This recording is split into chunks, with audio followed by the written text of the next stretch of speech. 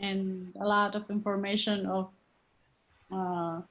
well, she did a lot of survey why for sale by owner don't like agents and things like that. So it was pretty good. What's going on, Mr. Randy? Hello, hello. Am I muted? No. All right. Good evening. Look at you, nice big banner back there. All frozen. Where are you actually? In the bathroom taking a shower?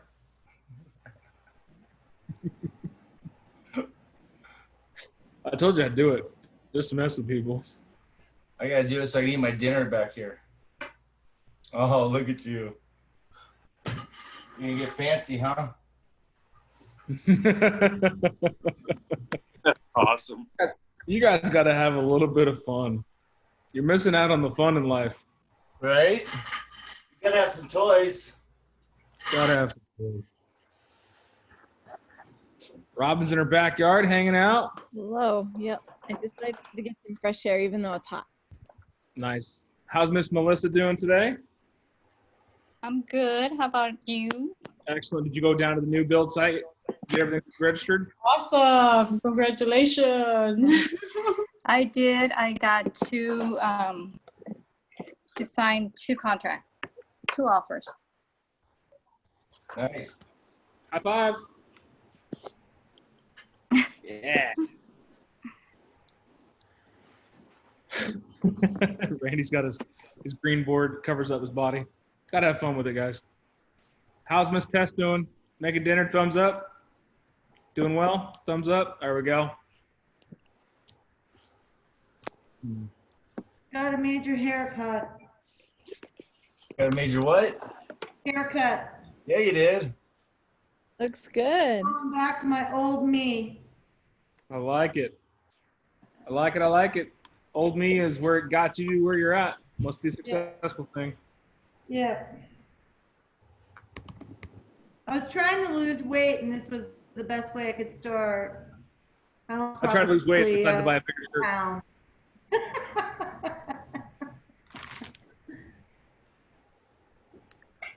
Oh. Well, the focus today was to discuss on how we can make our lives a little easier when it comes to your deals. And that's the process, the flow, and how to really take control of the situation. Because I believe full-heartedly that when you can control the outcome, you can control their expectations, you can deliver exceptional service. Now, juggling all the pieces, as Robin is learning, is quite difficult at times.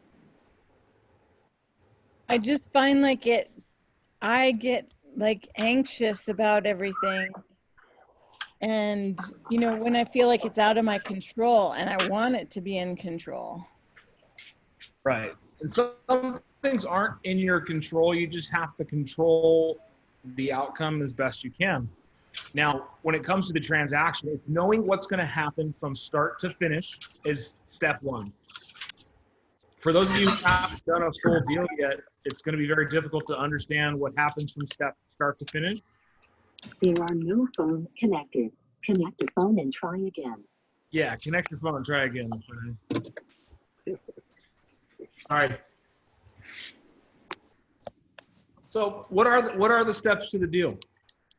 As a buyer, what are the steps to the deal? Pre-qualification. Okay. Do you play a factor in pre-qualification? Yes. Yep. Yeah, I do. How do you play a factor, Mike? Well, want to make sure they're pre-qualified and they've gone through the steps, because we're gonna have to hit it up at some point during the process. So let's do it before we even look, and make sure that they're in the right price range and we're not overlooking for houses or underlooking for it. Okay. Now, do you have a say in who they use to pre-qual? I give them suggestions, but no, they can use anybody they want. Okay.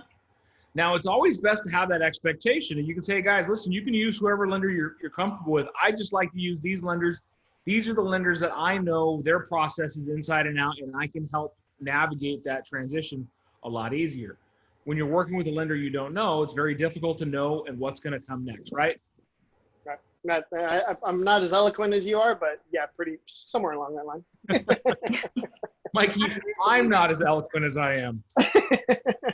I was even thinking prior to that, like we were taught in Bold, basically to even pre-qualify them as truly motivated before you even entertain the idea of moving forward into a process.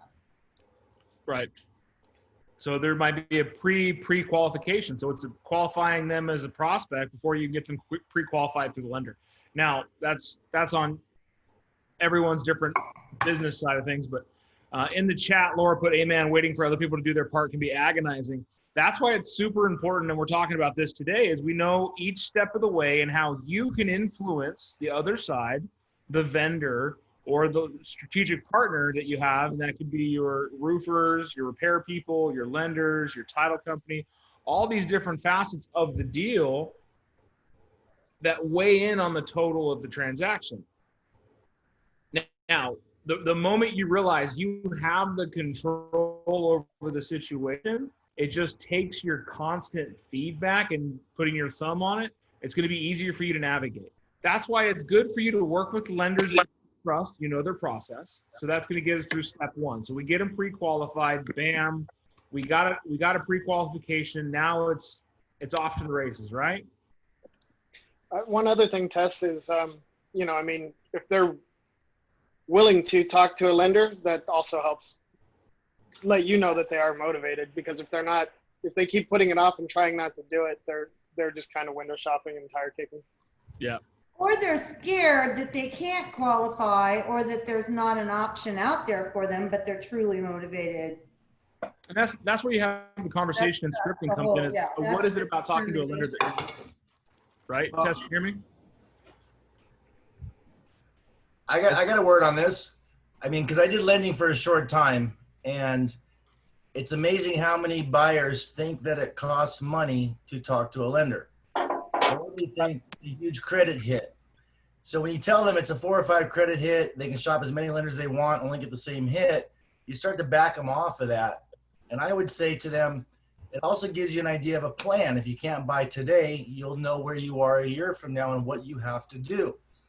But I also feel it's part of our job as their agent and their representative to show them and walk them through the whole package, which means they have to know about lending.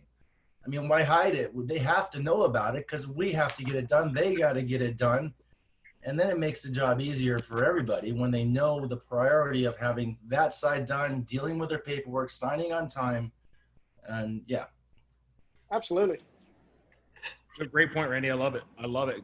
It's the fear principle, the fear of the unknown. How many of you have kept from telling somebody a full process or a full situation or asked for the next step because you were afraid of the negative outcome that was to come from it? Something because you weren't sure of what was going to happen. What was I the felt like question that again? this morning when I read the email that the pipes are really polybutylene, even though the MLS listing said they were not. Yeah. And what was my response? That it might not even be an issue. But was it an elevated concern, or was it kind of a neutral? I've seen this 1,000 times. you've seen it 1,000 times. But that's the confidence in knowing the process. And that's having an underlying expectation of what can happen. Even if I saw a dinosaur crossing the street, I'd be like, wow, the neighbors let their dog out. It's having confidence in the process and being confident in your abilities to handle it, that you can navigate these, even if they're the most upheaval of things. And we'll get to those points. And we'll talk about that in a second when we get to the inspections part of the process. But understanding what can happen versus what you want to happen and having a game plan on either side is what we want to talk about today. Robin, you'd asked, how do we keep all the plates in the air? And the only way to be able to juggle all the plates is to know where they're at. You can't juggle blindly. I mean, I'm sure you could if you're like really skilled, and I'm sure someone got a YouTube video of blind juggling. Like, thank you, Jason.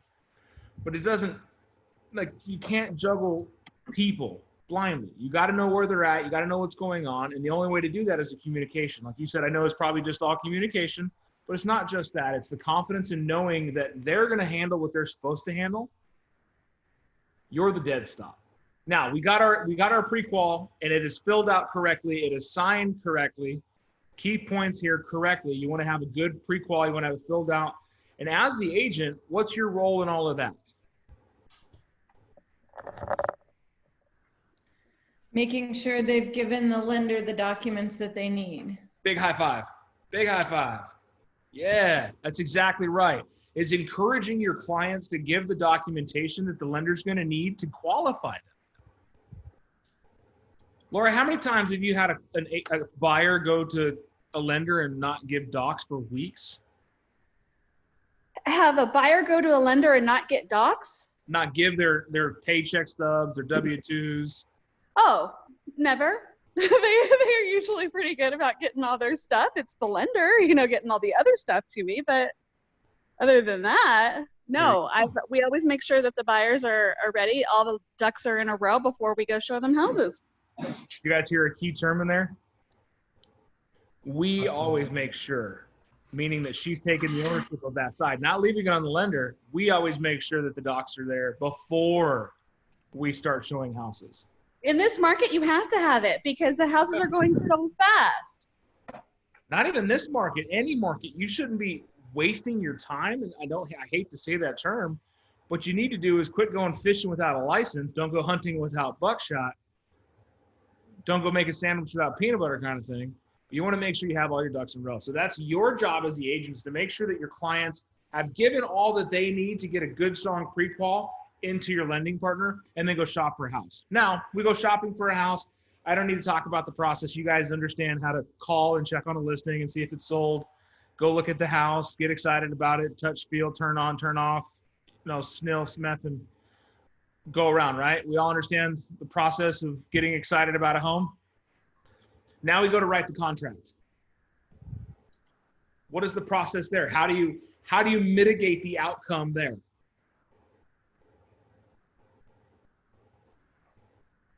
In the writing of the contract itself? Yeah.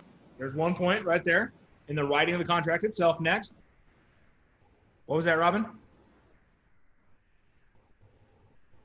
Said explaining all the steps as you go along. All right, Tess, thank you. Explaining the steps of the contract or what's going to happen?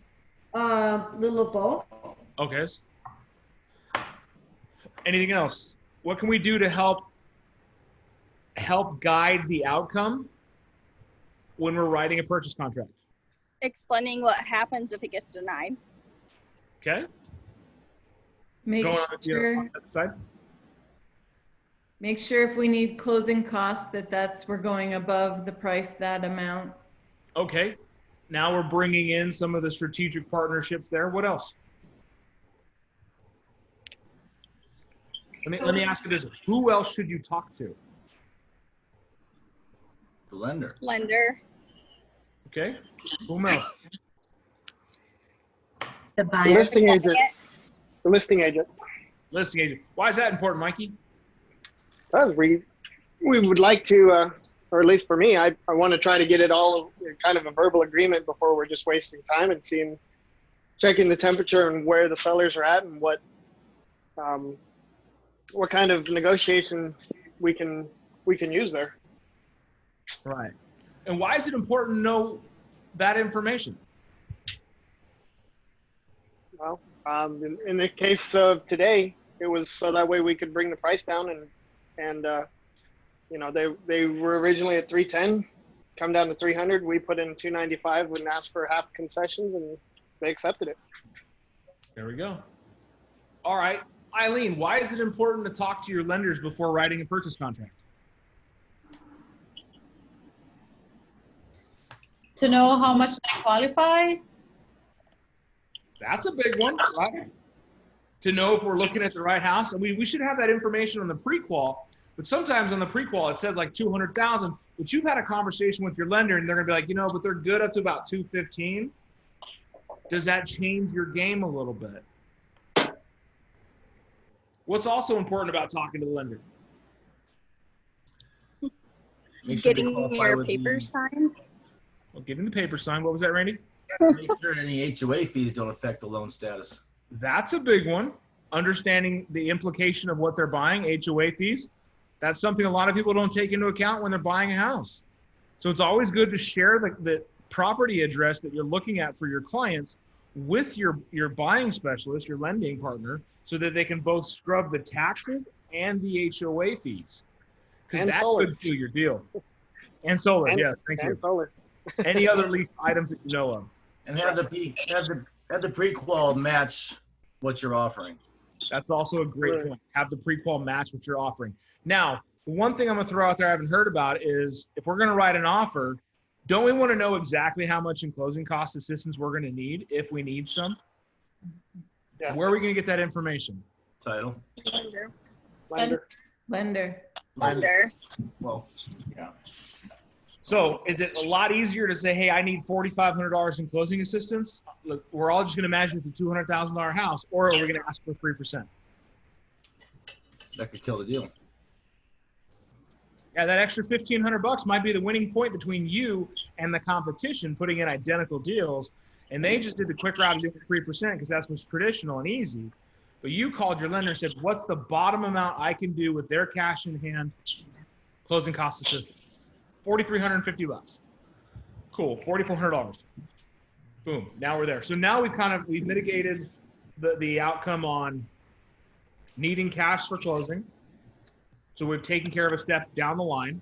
We've talked to the listing agent to kind of find out some of the hitching points of the deal, creating a relationship with the listing agent so that you guys can have further communication down the road, not just in the purchase side, but you're also going to have communication in the inspection period, right? And we've lined up our lender to make sure that they understand what's happening in our transaction. Now, do we have multiple plates in the air? The offer gets accepted, yes. We definitely have multiple plates in the air. What comes next? Inspections. Inspections. Coordinating. Asking for spuds, asking for clue if it hadn't come in yet. So I think it's also important, we'll talk about on your purchase offer, and I've countered back on just this point, is your title company. Most of you have had a couple of deals closing. Have you had a bad experience with title? Not yet. I mean big head nod on. Not yet, but you're the one that referred me to title. So, and that's the thing is my title lady that I've used has, I mean, she's not the most friendly, bubbly, uptight, a bubbly snowball of sunshine kind of person. She's very much like me.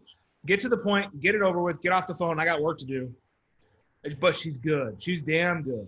And she follows up on things. And she Honestly, I would have never expected that after what you just said, because she's been very friendly, and I've emailed her. Under promise, over deliver. And I had other agents go, "Is this your title lady? She's rude." I was like, "No, she just doesn't put up with bullshit." But that's the thing and that's why, because she doesn't put up with BS, people don't like it. Like, you don't lie to her. If you said you sent something, she said, "No, you didn't. You didn't send it. I've checked." Or what I've also loved is she's gone back on banks and said, "Hey, you guys said you would pay for this, but on your closing statement, it's not on there. You need to pay for it." And she'll pull up emails and stuff like that. It's pretty cool. But having your title partner, and I say the word partner on purpose because you're partnering with them in the transaction. They're just not a consequence that you have to deal with. If you do not understand what's going to happen in the process, you can't control it. If the expectations cannot be laid, there's no way of you knowing it's going to be a great experience. And that's what we're trying to give. The only way to get good referrals is a great experience. And I think everybody we work with is a partner. I mean, absolutely. If they're part of your transaction, they're a partner. They may be a one-time partner, but they're a partner. Right. I like the word strategic partners because I use them on purpose. Steve Lemons, my strategic lender, who's getting too busy right now for me and becoming hard to get a hold of, I've told him that, and I'm leveraging out. But he and my title lady work very well together. There was a strategic planning there. I also know that one of my other lenders that I use and my title lady don't get along. So there's the strategic understanding there. If I have to use this lender, I have a backup in title. But having that expectation of what's going to happen, now you can move forward. Now you know the conversation, and you can tell your clients, this is what's going to happen. What I love to do, and this is one thing you need to write down, is when you're under contract, like the day you go under contract, I mean, the minute they say, yes, we'll do it, we'll send you here's the signed offer, now you're executed, the next day you got to get escrow money into title. I send a welcome email to my client saying, congratulations, guys, we won the offer. We are now currently under contract. Contract date is today, or whatever the day of receipt is. The next steps are, you need to deliver the blank amount of money to escrow at this address as soon as possible. If it happens to be Friday night, I tell them first thing Monday. Worst case, your lunch break. And then explain what's going to happen in the inspection period. I'm assuming you've all done the buyer consultation at this point. So now we move into inspections. What happens next?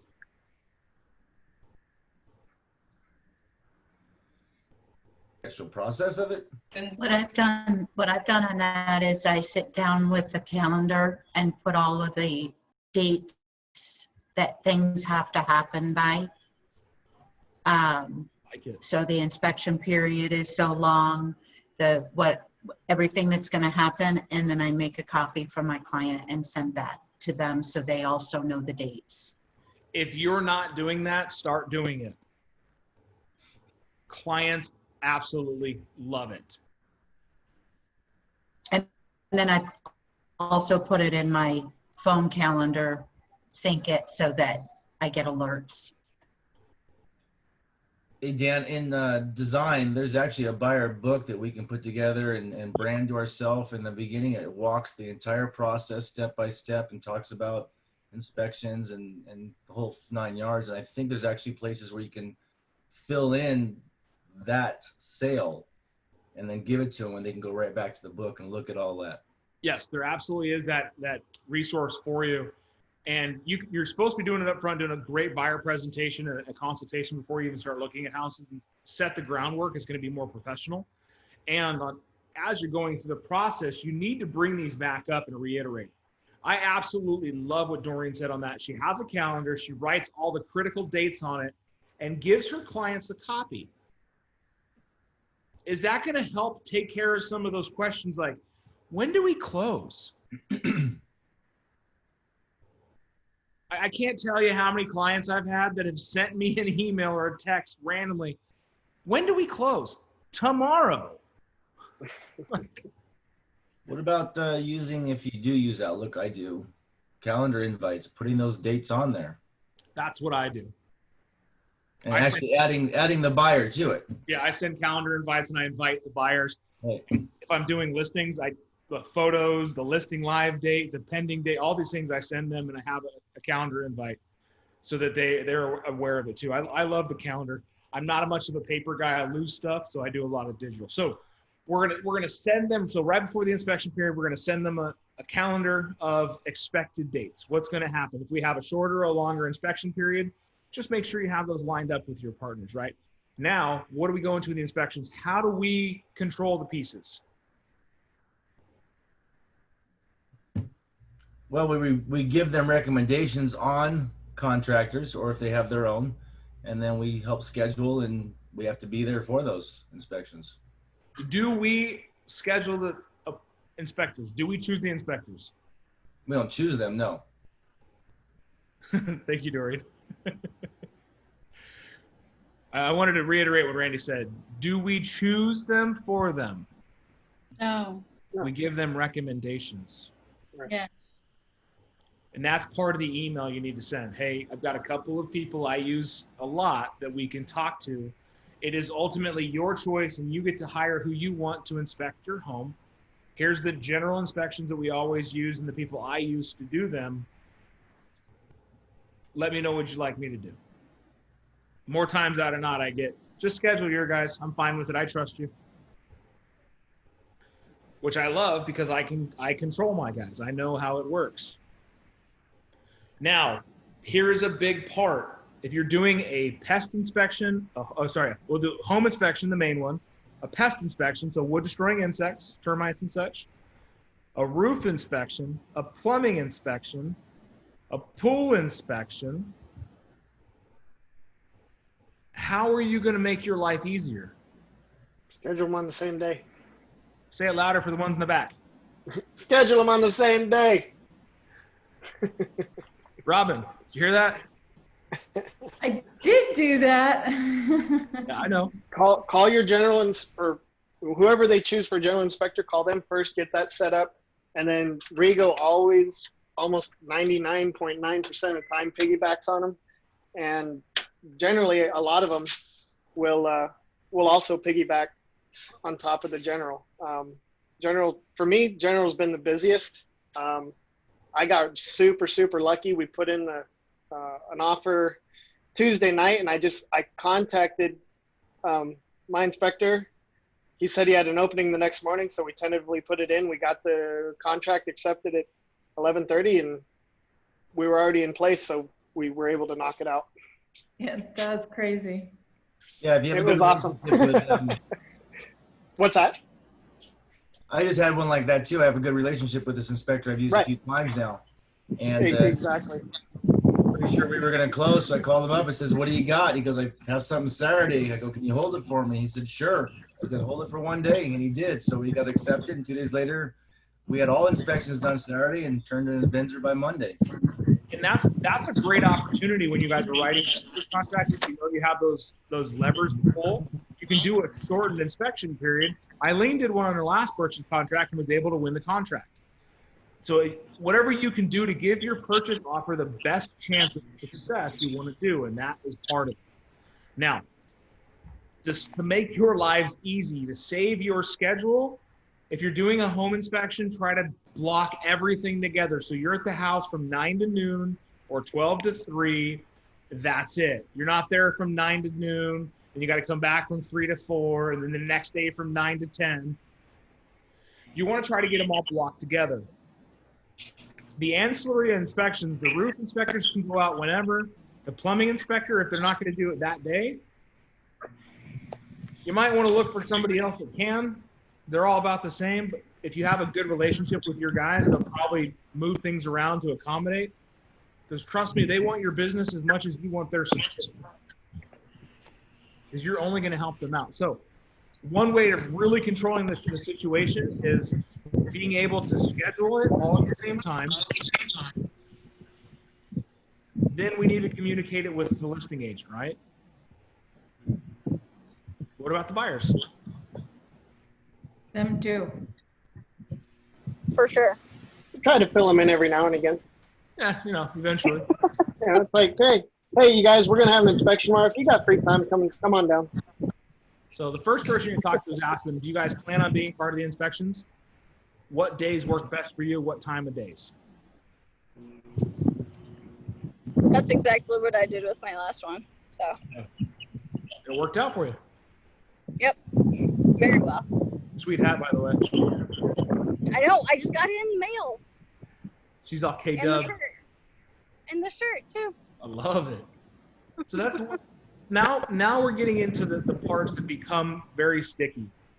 We get the inspections, they're all done. Now we're going to get some reports trickling back and forth. What do we do with them? Ricky, what do you do when you get Go some over them. Well, you got to go over it, look over it a couple times, make sure it's all worded, properly, and how you're going to consult with your buyer. But hopefully you've already done a good portion of that actually on the day of inspection with the inspector. Your buyer should have a good expectation of what's to happen in that report before they ever leave. If they're not there during the inspection, you need to recap them on the phone if you can and let them know probably what's going to be the major concerns in that report. But as soon as you get the report, what are you supposed to do with it? Forward it to everyone. Forward it. Send it to the other side. Yeah. Do not wait till you fill out the Binzer to send your inspection reports. What's one reason we do this? So they get worried. Well, they'll get a heads up on what's wrong already, and they'll have an idea what's coming. I love it. Get them worried, give them a heads up. How about it's part of the contract? Well, that too. Oh, that little thing? That little thing, it's part of the contract. As soon as you get them, you got to share them. Details. Details, right? Small details. But that's just, and what I like to do, and this is another thing to help you out with your Benzers, as soon as you get done with the inspection, call the listing agent. Who's done that after an inspection? How'd it go for you? Only because of you. It went well because they basically already, oh yeah, we knew about that, we're gonna fix it. Oh yeah, we're gonna do that, we know about it. And we had a feeling that may happen, so we already got a price for it. You can hedge out a lot of back and forth through email with a simple phone call. Right? So get in the habit of communicating with the other side. They are your partner in all this. They are not working against you. They are working with you to bring the deal to close. Give them a call. Hey, Eileen, this is Big Dan over at Keller Williams. I just sent you. I just finished up with an inspection over here at Main Street. Nothing too scary. The only major concerns we saw was they saw a little bit of termite activity on the back porch, and the water heater seems like it was set on fire last week. So, you know, I'm sure and then you knew about that, right? you kind of just Nothing too big. Nothing too. You like that, Ricky? You like that? Nothing too major. Well, it only stayed with the water heater. It didn't spread. Right, exactly. I don't know if you guys noticed or not, but there's a dragon in the bathroom that's destroying the house. So nothing major, nothing crazy. Just wanted to talk to you about it. And that's why I bring up this conversation. You can vet a lot of that out right away from the listing agent, because a lot of times when you call them after an inspection, you've got them off the market. They're kind of in a position where they're already through the offer. They don't have the fiduciary responsibility in mind, and then they start saying stuff like, yeah, my seller knew the roof was bad, or yeah, my seller's son installed the water heater wrong and he put the gas line in backwards and he hooked it up to a torch. Just, you know, like, you get them to say a bunch of stuff you can call back on later. That's going to help you out there. But also have an understanding what the repairs are going to look like. Who do you want to do the repairs? Where do you want the repairs done? Into what fashion? In what style? These are all things that you kind of need to have a game plan for. So when you're working with your buyers, you can talk to them and say, hey, this is where we're at. This is where the tough part comes in, and that's working with the people. As a buyer's agent, is it difficult to sometimes get a buyer to see past some cosmetic flaws? That's why it's super important in the beginning of our conversation with them, like right up front, we have that buyer consultation and we discuss what? Electrical, plumbing, structural, mechanical. Safety, structural, mechanical. Major concerns. I even bring up some stuff like, guys, you're going to see some paint blemishes, maybe a little bit of drywall work, some minor stuff here and there. We are looking for major concerns. And if you have a good relationship with your inspector, get them to say the same thing. I know that Chad from Pillar to Post will tell them that he's looking for major concerns with safety, structural, mechanical defects that you guys may not have seen when you first walked through the house. It may not be his exact verbatim words, but he says it in that manner. Same thing with Sierra Inspections. They have those same conversations with clients. They set the expectations right up front. And he's like, you know what? I will point out some cosmetic defects and I will point out some things that may need some attention, but I want to highlight the major concerns.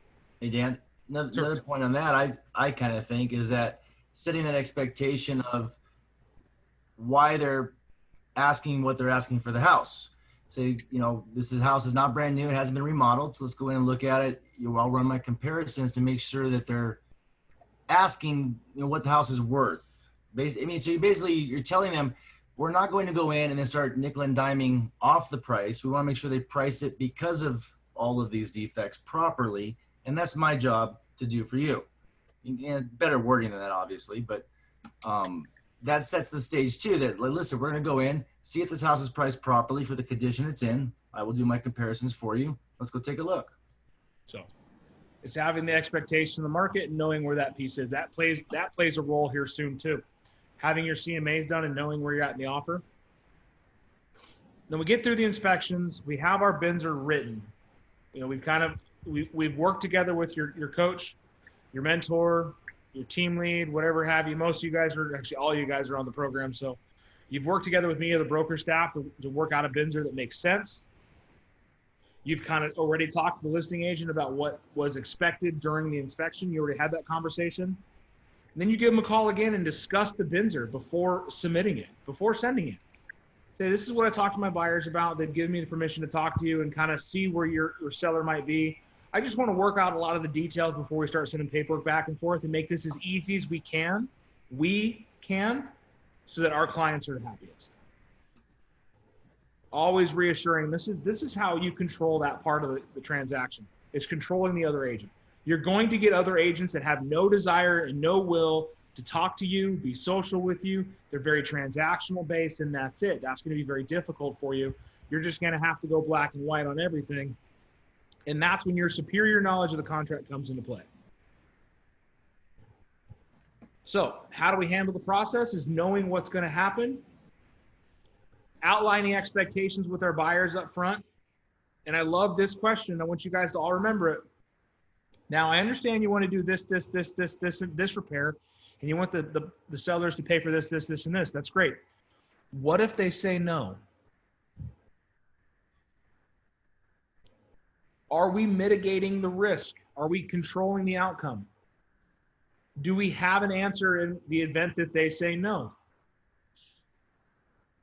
Okay, what if they say no to just this, and this? Or what if they only agree to a couple of things? Keep in mind, I'm going to ask for everything, but what happens if they say no to just this?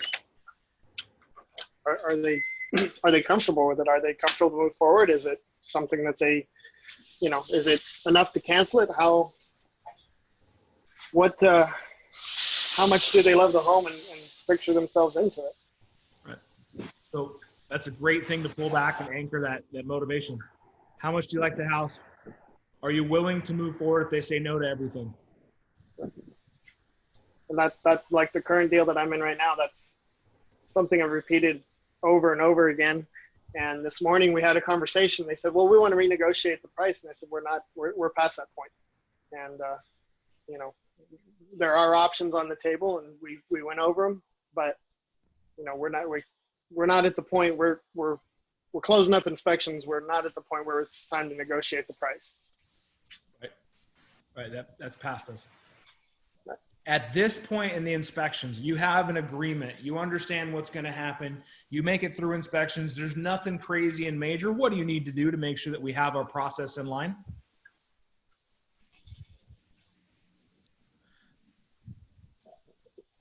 I'm sorry. I don't understand exactly what you're asking. It's okay. Now let's think outside of the inspection period. What else is waiting? The appraisal. The appraisal.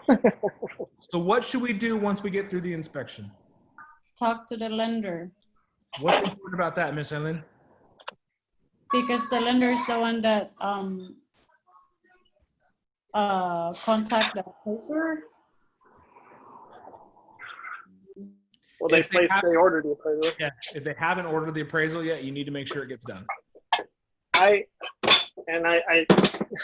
kind of got scared the first time I did it, but I took one of Jody's classes and she really pounded away that ordered the appraisal on the first day.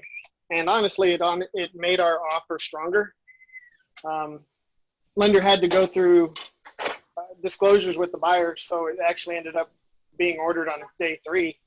But because we did that process, we actually closed 7 days early. And if we did not do that, we would have actually had to extend probably about 14 days. There you go. Because so of it's COVID, possible to, sorry. No, go ahead. Eileen, go ahead, please. It's possible to order appraisal right after, contract?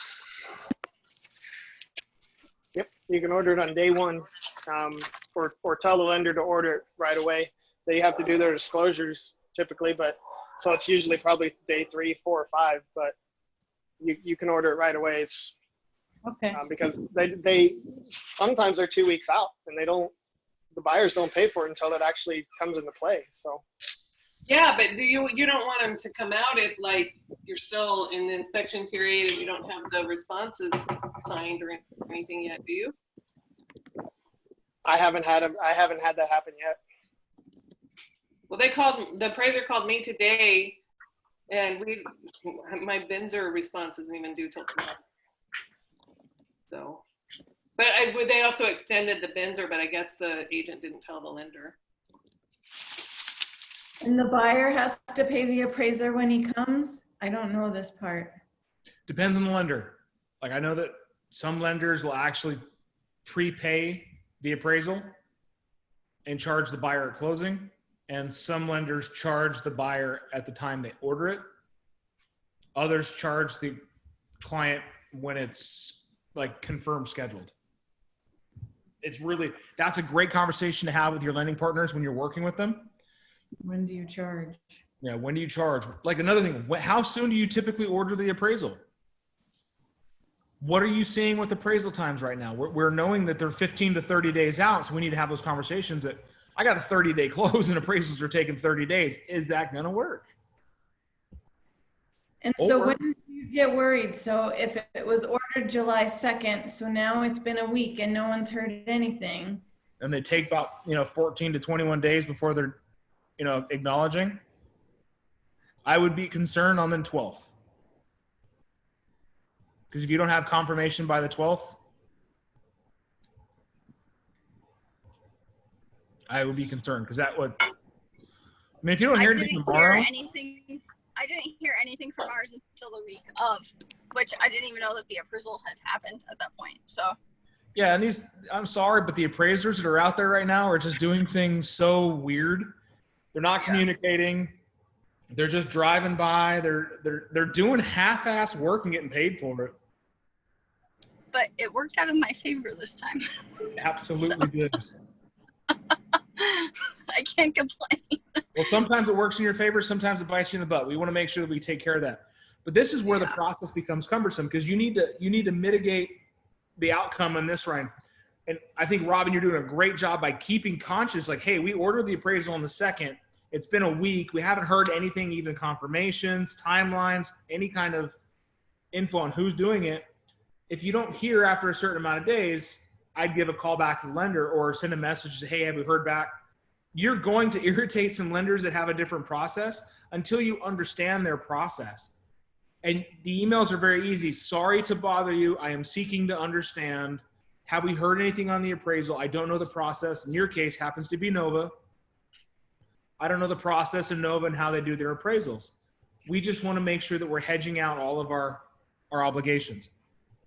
Part of this is the LSU, and Laura put in there, did we skip the LSU? We did, but it's part of the timeline you put on your contract calendar to get the LSU from the lender and to follow your contract timelines, LSU, SPDS, CLUE report, all those things. Those are just following the contract, and that's not people. That's just you doing your job and getting information that you need.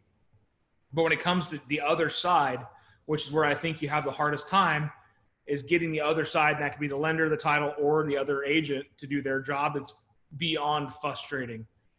I had a situation that's just took place this last 2 weeks.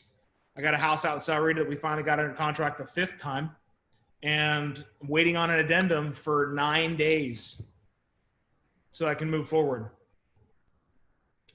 Agent went completely ghost, didn't respond to me, didn't respond to calls, text, emails. I called the other agent on the deal, no response to calls, text, emails. So what do?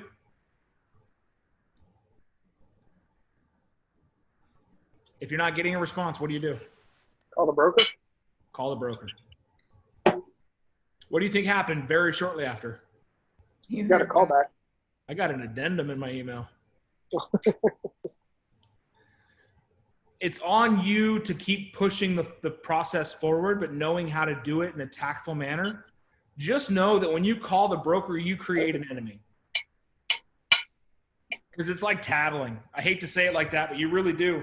And the broker's all too willing to help because they're out there making sure that things get done. So one, their client doesn't get, screwed out of a deal. They don't get sued. And they don't get an ADRE violation for non-conformance.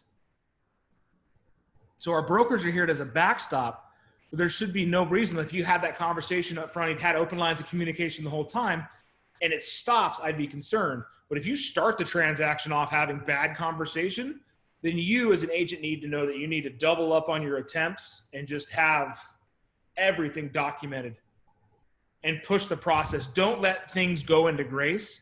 Be black and white on the line. Now, the worst part of any transaction is the week before closing. Why do you think that is? Because now it's really out of your hands and you're waiting for the lender to get those closing documents issued. I got Jason and Laura laughing because we're in a deal with a week before closing and it fell apart. Yes, yes. We're waiting on the lender. We have 2 more closing next week, and the roof stuff. The roofers keep rescheduling, and we need to have all the repairs done, and we need to have all the receipts done, paperwork done, and then I fight green sheets like left and right. So finally, I'm better with the green sheets. I'm waiting for those to go away, and then I forget the green sheets. And so there's a lot of little moving pieces in there, but so right now it's just constantly like I'm double checking every list that I have right now to be like, okay, they need their receipts, and I'm in constant communication with both the title companies and the other agents to make sure, do we have everything to close on time? What are we doing? What do I need to do to help?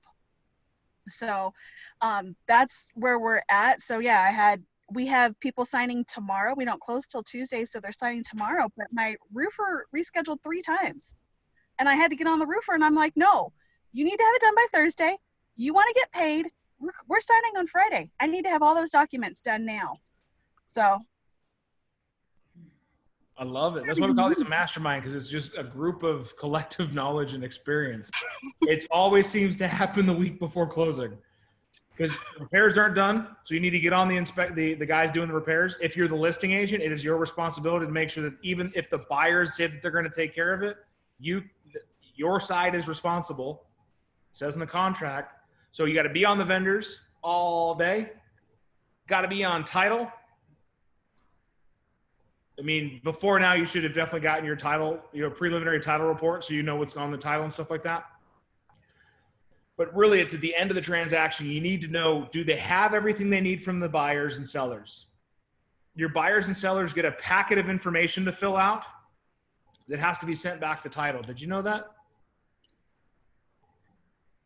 A lot of them fight it. I've had 2 of them try to get me to fill it out. I laughed. And their exact words are, what am I paying you for? Well, Mr. Buyer, you're not. The seller's paying me to sell his house to you. So communicate. So we need to organize the vendors, knowing the expectations of time. So as a buyer's agent, if you have 5 different repairs that are being done by a contractor, you need to know when they're scheduled, what's the estimated time to get the work done, and when should you follow back. They're doing the work on the 15th. It'll take 3 days to install. When should you follow back? Or drive by the house and see if it's done. Right away. Yeah, on the 18th. If you're out there on the 15th and they haven't started work, if you get verification that they started, great. If they don't have verification, hey, the roofers are out there, they started work, it'll take 3 days. Great. Thank you for letting me know. Are you going to take pictures of it when they're done, or should I stop by the house? Oh, no, I'll send you a picture. Don't worry. That's a great relationship with the other side. Are you going to wait, hope, and pray that that shit's done before you get to closing day, or are you going to be proactive and figure it out? Right. The contract gives them up until 3 days before the close of escrow to finish all repairs and issue you the receipts for the work done and proof, right? As a listing agent, please, for the love of real estate, do not wait until the last minute to get things done if you can avoid it. Amber Harvey has, you guys got my Snapchat or the picture I sent of standing in front of her sign. Her client freaked out, is closing next week, and 2 of her toilets stopped working. They were running. Freaked out. So Amber being out of town, freaked out. Says, what do I do? I was like, I'll go over there and check on it. It took me 6 minutes to fix both of them. I have had agents in that same situation go, it wasn't on the Binzer, leave it alone. Exactly, Tess. Oh no. Oh no. So if you got repairs and stuff, that needs to be part of your matrix. It needs to be part of the Dorian calendar. What days the work's supposed to be done, how long it's supposed to take, so you can follow up with it. If you got an easy deal like Eileen's where there's no repairs, nothing, the house is perfect, just got to move in, count your blessings and stay on top of the lender to make sure they got all their loan docs in place. And throughout the process, you need to be talking to your lender. Are we good where we need to be? Are you missing anything? Do we have docs to title yet? When are docs being sent to title? When's the closing disclosure going out?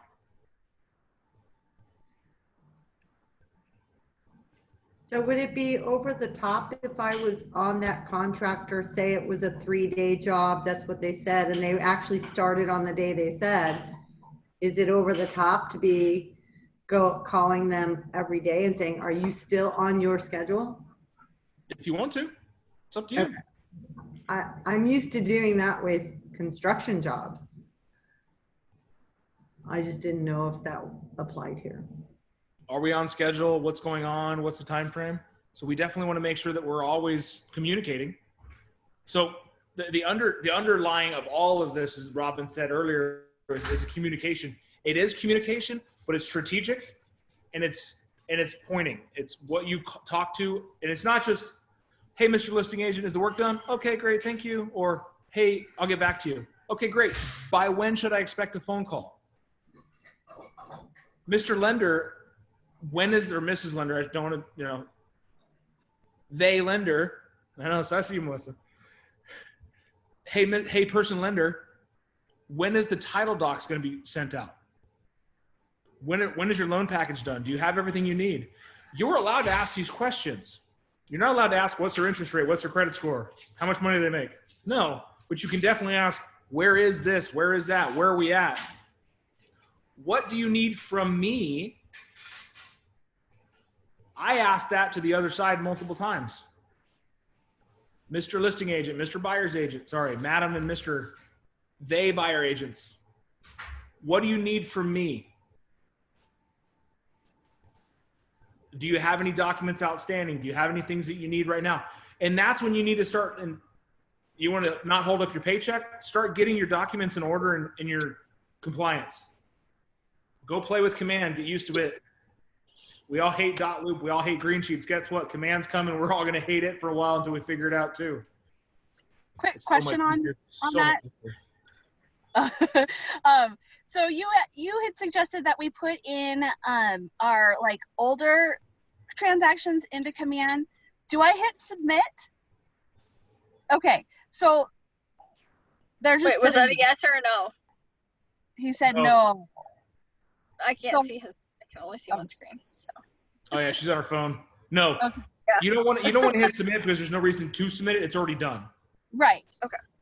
Okay, so they just sit there in like listing or. Yeah, actually, I think if they hit submit on the Command, if they were to archive the old stuff, and they hit submit, is it going to do anything other than send it to the broker to look at and just, even though it's done, they'll just clear it? Yes. Yeah. So yeah, not submit yet. Okay. I was wondering the same thing because I had that first one that I had fell through, and then we went with the second one. So. Closed this.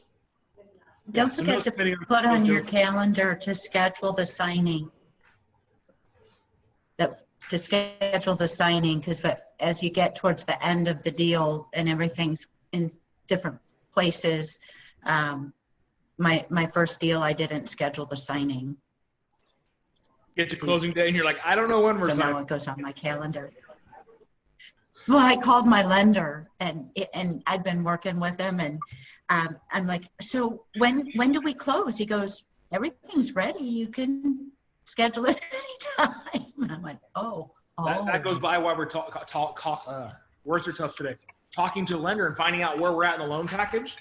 Because if you get everything done and they get everything submitted, they get through underwriting and they've got a clean folder and you're a week before closing and you're on a vacant property and everything's done, could you possibly move up to closing? Yes. Hell yeah. And it makes them happy too. Makes Buyers them happy. so happy. Or on the other side,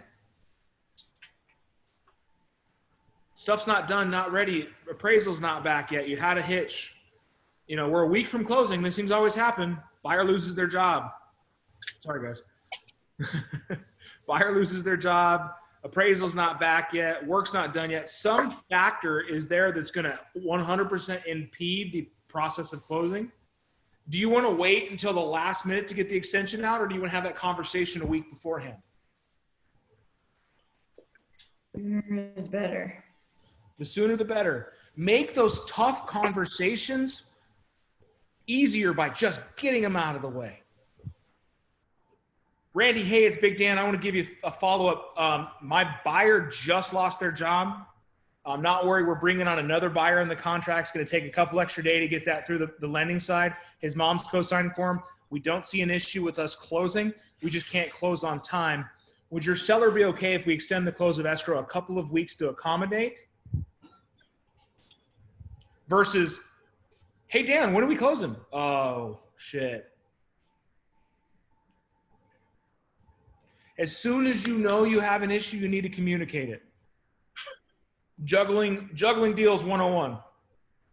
As soon as you know you have an issue, communicate it. Communicate it with your coach. Communicate it with your co-broker. Communicate it with the broker. Communicate it with your clients. Period. Just do not let anything be a surprise. People in transactions hate surprises. The only good surprise is if they're expecting money back, they get more of it. And if they're expecting to put money down, they have to give less of it. The only two good surprises. And they come at the end of the deal when it's already said and done, never in the middle. Surprise! The house comes with a puppy. No. So, if I scared you a little bit on how to handle the other side a little bit. So what are key takeaways at this point? Communicate, communicate, communicate. Don't be scared of the other side. Don't be scared to make the calls to anybody you need to. Yeah, don't be afraid to talk to the other side. Make sure you don't put your client in a worse negotiating point. That's your fiduciary responsibility. Is if they're the seller, don't talk about financial reasons. They're going through a divorce. They're getting sued. They have to sell the house. No, don't talk about any of that.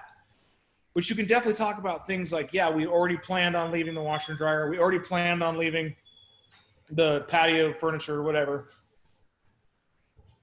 And as the buyers communicate, go ahead. Oh, I was just going to say, it's our responsibility to grow our business by connecting with, buyers and sellers. And it only just makes it smoother by connecting with the other agent and building a relationship and having rapport. It makes the whole process easier. I mean, anywhere from the inspections, the bins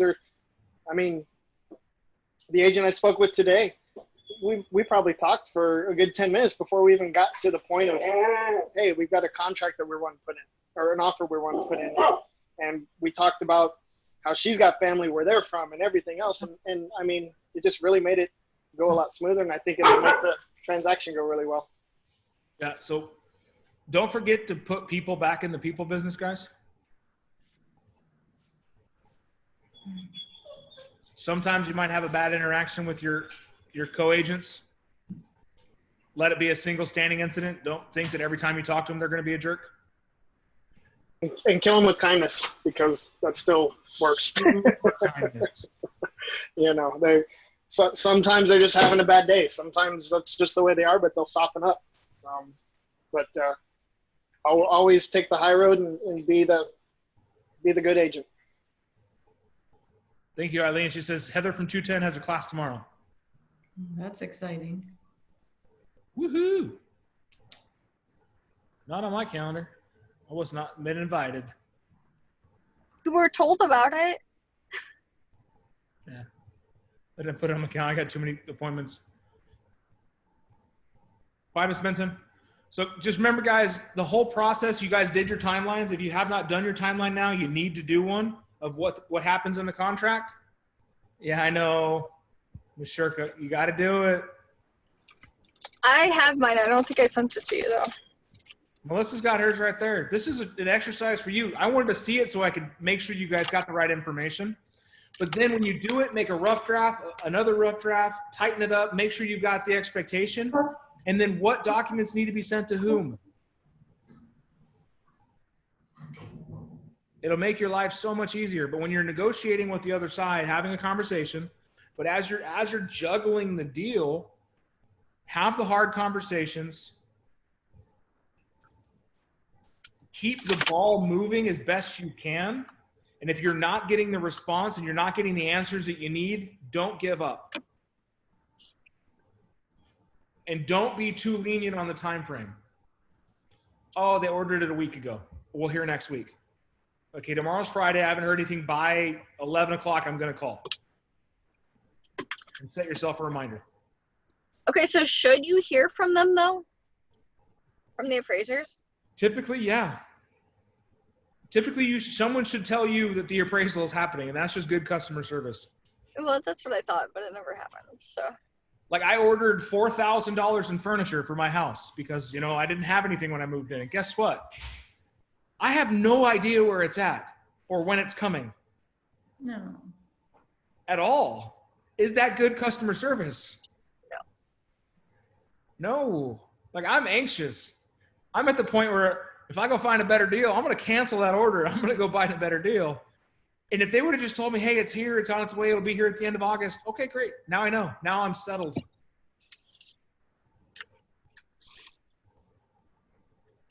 Thank you for coming to my TED Talk. Who's got some, let's talk a little bit of business. Who's got some closings that added to your business since Monday? I know Doreen's got a listing coming. High five. That's Riverwalk area, right? Got my appraisal come Wait. back to the above values. Riverwalk. Yeah, that's where Renee lives. I live in Riverwalk. I saw you walking. I'm like, oh my goodness, I just did comps on that area today. Well, Dan helped me do comps on that area today. Which one are you, if you don't mind me asking, which one are you doing? 2438 maybe. Yeah. Autumn flower, diamond, Yeah. blue diamond. Autumn Blue flower? diamond. Okay, so that's across. That's Blue the one diamond. across from me. Then that's literally right across from me. Then. Yeah, it's a friend of Doreen's. That's pretty funny. So we got a new listing coming there. I know Eileen put a buyer in contract. We got Miss Melissa's got 2 new buyers in contract. So that's 4 pieces of business pretty much since Monday. Randy's got an appraisal that came back good or no? Yeah. Good? Yeah, came above. Above? That's awesome. Especially since we paid $15,000 above offer and we came in $5,000 above that. That's awesome. Having equity and going above list. I know that Mike's got a new buyer today that he's going to get another contract in. It's already approved, right? We canceled the other one? Yeah, I haven't canceled the other one yet. I'm still waiting for a response from him. But we got that one, and I've got a listing I should have live by Monday. That's awesome. What do you guys got, Ludwig's? Wait, who was it in Riverwalk? Was that Doreen? Yeah, Doreen. What? We are. Doreen. We have new buyers.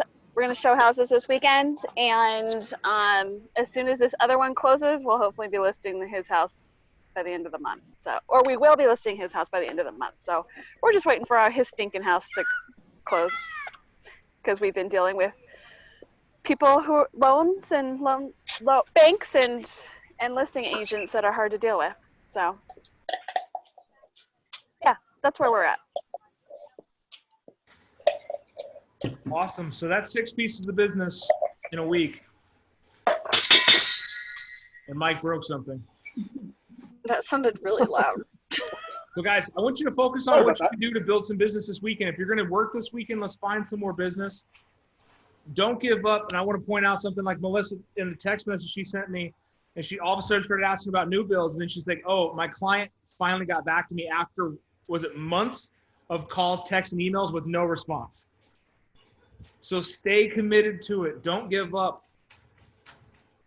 Call, text, email, get on top of it, okay? Stay on it, stay on it, stay on it. Eventually, they'll get back to you, and then you'll be like, I've been trying to get a hold of you for like 6 months, but whatever, you called me back, I'm happy. All right, and then Jason found us a buyer that I'm going to put on a new build, so we need to encourage Jason to get his license so that he can get this new build done. Thanks. We got you, Jason. Let's go. What'd you say? So we got you. I want to say that Jason was at a chiropractor, overheard a conversation of a guy on the phone with another agent, interjected himself in the conversation, said, hey, I'm not a licensed agent yet, but I can get you paired up with my team lead.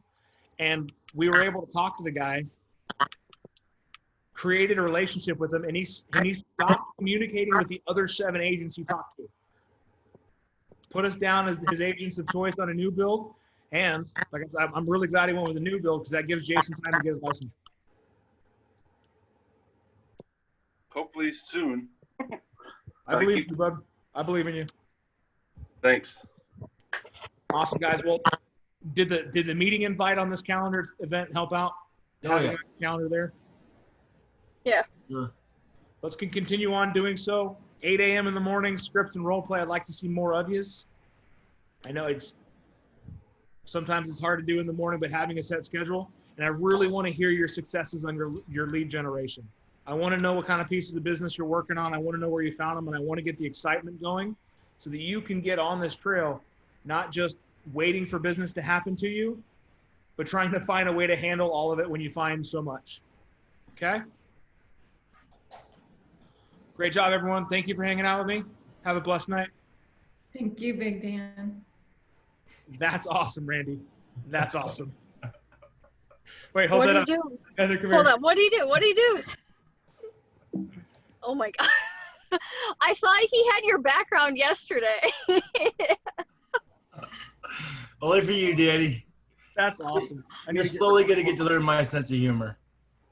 Awesome. Gotta have fun with it. You guys, some of you guys didn't see it earlier when I was on here.